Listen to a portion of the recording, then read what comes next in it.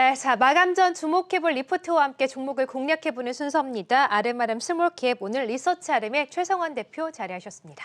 안녕하세요. 안녕하십니까? 네, 반갑습니다.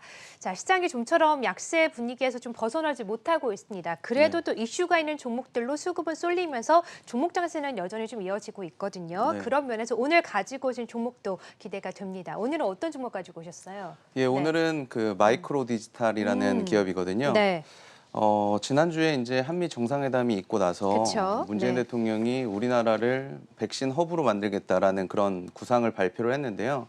이런 부분에서 이제 앞으로 바이오 소재, 장비, 뭐 이런 소부장이라고 하는 그런 섹터들에 대한 관심들이 높아질 수 있을 것 같다라는 생각들이 저희가 있었고, 이 마이크로 디지털 같은 경우에는 일회용 그 세포 배양 시스템을 국내 최초로 국산화한 기업이기 때문에 어떻게 보면은 이런 부분이 백신을 생산하는데 반드시 필요한 그런 품목입니다. 그래서 이런 부분들에 그 관련된 기술력을 가진 종목에 주목해 보신다면 뭐 이런 정책 수혜를 받을 수 있는 그런 섹터군 가운데에서 좀 두각을 나타낼 수 있을 것으로 이렇게 생각하고 있습니다. 네, 그렇군요. 자, 그래서 오늘은 국내 유일하게 세포 배양 장비를 생산하는 기업 마이크로 디지털을 가지고 오셨다고 한번 들어봤고요.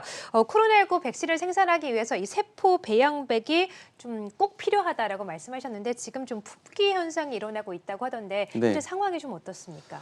일단 뭐 이 세포 배양백이라는 거에 네, 대해서 좀 그러니까요. 설명을 좀 어떤 드려야 될 것 걸까요? 같은데요. 네.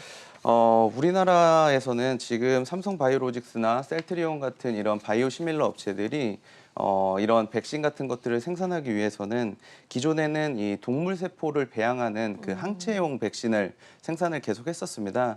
그런데 최근에 이제 많은 사람들이 관심을 가지고 있는 그 mRNA 백신이 그쵸. 회자가 많이 되고 있지 않습니까? 이런 부분에 대해서는 저희들이 아직까지 뭐 우리나라에서 이렇게 생산을 해본 경험이 없기 때문에 앞으로 이런 기술 이전이 있다고 하더라도 많은 부분 시험이 필요할 거다라고 볼 수가 있겠습니다. 그런데 지금까지는 우리나라에서 이 스테인레스 다회용 배양기라고 해가지고요. 가끔 이제 그 삼성 바이오로직스의 네. 그런 자료 화면들을 보시게 되면 예. 크게 이런 탱크 같은 아하. 그런 그 스테인레스 기기들이 엄청나게 네네. 많은 것을 보실 수가 네. 있는데요. 그런 부분들이 이제 동물 세포를 이용한 그런 배양 기기라고 보시면 될 것 같습니다.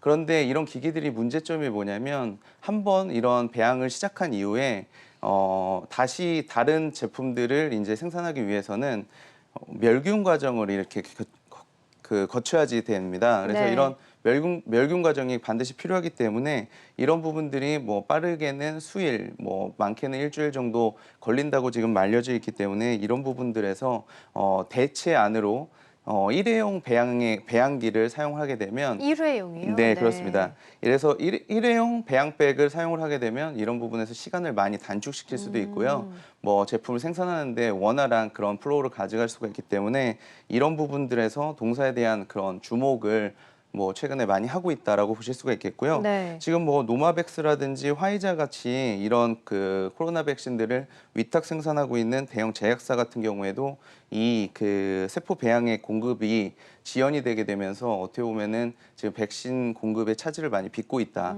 이렇게 좀 보실 수가 있겠습니다. 네, 그렇군요. 그러니까 지금 설명해주고 계신 마이크로 디지털 회사가 국내 유일하게 일회용 세포 배양백을 생산하는 기업이다라고 보면 될 것 같고, 뭐 노바백스나 화이자와 같은 글로벌 기업들에서도 이 배양백의 수급이 좀 부족하다 보니까 네. 많이 필요로 하고 있다라고 좀 보면 될 것 같아요. 그만큼 모멘텀을 많이 가지고 있는 기업이다라고 해석을 하면 좋을 것 같은데 최근에 이제 뭐 mRNA 관련해서도 그렇고 백신 관련해서도 그렇고 여러 가지 이야기가 많이 나오다 보니까 지난주에 정부에서 또 기업들과 협의체를 구성했다라는 소식도 있지 않았습니까? 네. 이 때문에 또 종목들 움직임도 나타나기도 했었는데 어땠을까요? 예, 네. 맞습니다. 이런 그 소부장 협의체가 지난해 9월 달서부터 계속적으로 이슈가 많이 됐었고요. 그런 네. 협의체가 발족이 돼서 어떻게 보면은 우리나라의 이제 삼성바이오로직스라든지 셀트리온이라든지 SK바이오로직스 같은 그런 업체들이 어떻게 보면은 수요 기업들로 이제 등장이 되고 저희 이제 마이크로 디지털이라든지 뭐 아미노젠 이런 중소형 기업들이 이제 공급 기업들로 채택이 되게 되면서 42개의 그런 그 협의체가 아, 구성이 됐습니다. 예. 그래서 이런 부분들에서 어떻게 보면은 국내의 그런 백신 그 개발이라든지 이런 공급 종목에 대한 그런 체인을 만들려고 하는 그런 정부의 움직임들이 최근에 많이 있다고 볼 수가 있겠고요. 특히 이제 동사 같은 경우에는 이런 가운데에서 국내 이제 일회용 배양백이라고 하는 국산화에 유일하게 성공한 업체이기 때문에 상당히 두각을 좀 나타낼 수 있을 것으로 보고 있습니다. 그런데 이 일회용 배양백 시장이 어떻게 보면은 지난 올해 2021년도서부터 2027년도까지 연평균 10%가량 성장을 하게 되면서 전 세계에서는 8천억 원 정도의 시장을 형성할 것으로 보여지고 있고요. 국내에서도 연평균 11.7%가량 증가하는 모습을 보여주면서 600억 원 이상의 시장을 형성할 수 있을 것으로 보고 있기 때문에 이런 부분들에 주목해 보신다면 동사의 어떤 그런 성장 동력이 좀 확실하게 마련이 됐다라고 말씀드릴 수가 있겠습니다. 네, 자, 성장 모멘텀도 가지고 있는 가운데 또 정부에서도 지원을 또 받을 수 있기 때문에 그만큼 모멘텀을 가지고 있는 기업인데요. 최근에 이 마이크로 디지털에서 진단 키트 사업도 좀 진행을 하고 있다고 하더라고요. 네, 맞습니다. 진단키트 사업 부분을 이제 좀 말씀을 드리기 전에 저희가 이제 뭐 어떤 사업군들을 좀 가지고 있는지도 아까 좀 설명이 좀 미비했었던 것 같아가지고 네. 좀 이런 부분들도 같이 말씀 좀 드리겠습니다. 동사는 그 바이오 분석 시스템을 그 기반으로 해서 이제 2019년도 6월 달에 기술 특례 상장한 업체라고 보시면 될 것 같고요.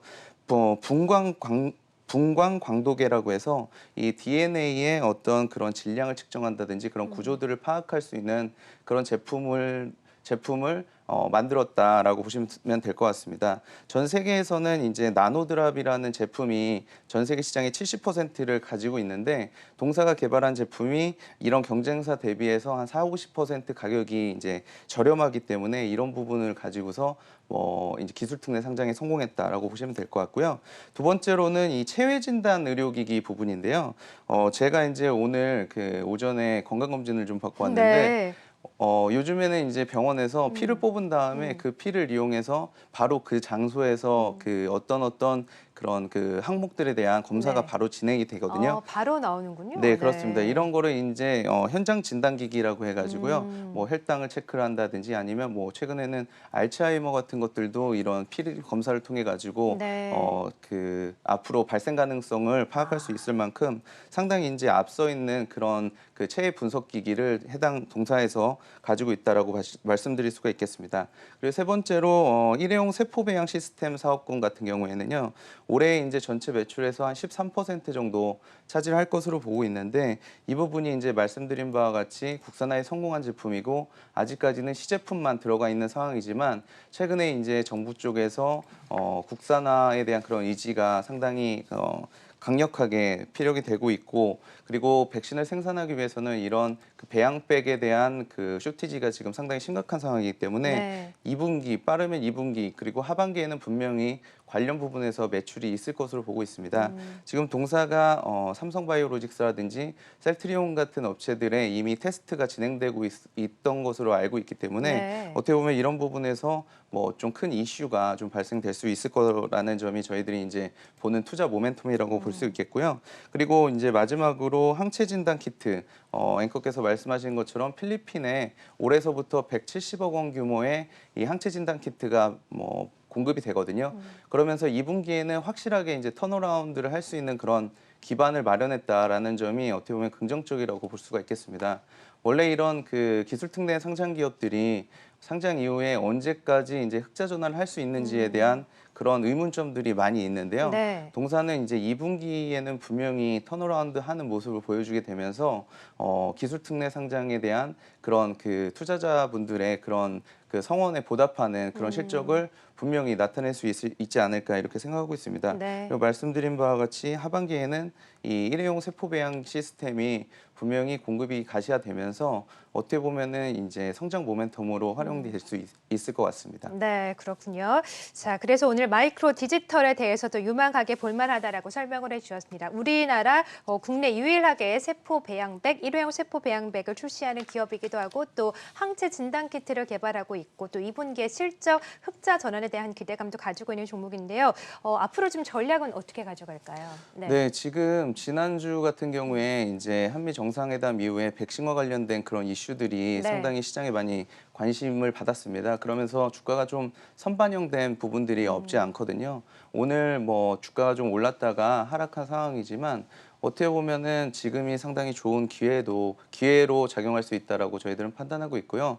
앞으로 말씀드린 바와 같이 이런 그 배양백에 대한 그 쇼티지의 이슈들은 지속적으로 나타날 수 있을 것 같고, 특히나 뭐 우리나라는 아직까지 이런 그 코로나 확진자 수가 적당하게 유지가 되고 있지만, 뭐 인도 같은 경우에는 요즘에 변이 바이러스까지 그렇죠. 나타나고 있는 네. 상황이기 때문에 이런 백신에 대한 수요들은 앞으로 하반기 뭐 내년까지 꾸준하게 이어질 수 있기 때문에 이런 배양백의 수요는 지속적으로 증가할 수 있을 것 같습니다. 그래서 만약에 이제 하반기에 마이크로 디지털에서 개발한 이 배양백이 국내 업체들 위주로 이런 그 레퍼런스를 받게 된다면 해외 수출까지도 또 기대해 볼 수 있는 그런 부분이 있어서 네. 어떻게 보면은 장기적인 이런 성장 동력을 마련했다는 점을 주목해 봐주신다면 오늘 이런 뭐 주가 하락이 어떻게 보면은 상당히 투자 기회로 작용할 수 있을 것 같습니다. 네, 오늘 뭐 주말에 이제 한미 정상회담 이후로 백신 모멘텀을 받아가면서 바이오 종목들 흐름이 상당히 좋을 것이다라 예상을 했었지만